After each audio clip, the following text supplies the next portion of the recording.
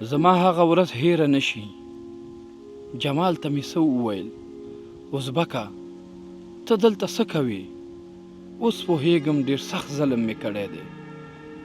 زه باید توبه وباسم او تصمیم ونیسم چې له هغه بخښنه وغواړم. یا الله، ما وبخښه خدایه، ما ته بخښنه وکړه. ما هغه ورځ باید دغسې نه وی کړی. ما ازبک ورور سره ډېر ظلم وکړو، خو زه ځم چې د هغې څخه هم بخښنه وغواړم.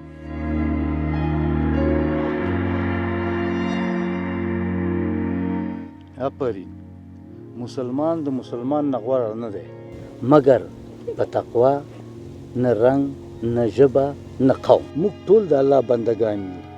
مسلمان ازارول یوازې د بل اذیت نه دی، خپل ایمان هم خطا کوي. موږ ټول د الله بندګان یو. ظلم کول یوازې دا نه ده چې هغه ته بد رسوي، بلې خپل ایمان هم کمزوري کوي. حق العبد د بنده حق نه بخښل کیږي مګر چې بنده یې بخښنه وکړي. بخښنه غوښتل او توبه کول دا دواړه د یو مؤمن مسلمان نښه ده. بخښنه غوښتل او توبه کول دا دواړه د یو مؤمن مسلمان نښه ده. د بنده حق العبد نه بخښل کیږي مګر چې بنده. زه باید د ازبک ورور نه بخښنه وغواړم. وروره، ما تا ته په هغه ورځ ډېر سخت لفظ وکاراوه. ما باید داسې نه وی کړی ځکه چې ته زما له قوم نه نه وی. من او روز هیچ از یادم نمیره. من صرف از تو نان طلبستم، اما تو بسیار مرا بیاب کردی. ازبک وروره، ما نه اشتباه وشوه. ما باید داسې نه وی کړی. ټول قوم داسې نه وي. د یو کس په سر باید د ټول نوم بد نشي.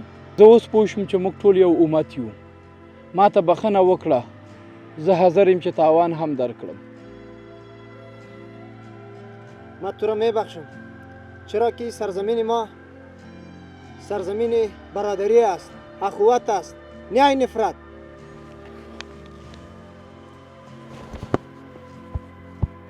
افغانستان د ټولو ګډ کور دی. یووالی قوت دی، ویش کمزوري ده. چې زړونه سره ورکړو او لاسونه سره ورکړو، دا کاڼي به لالونه شي، دا بوټي به لونګ شي.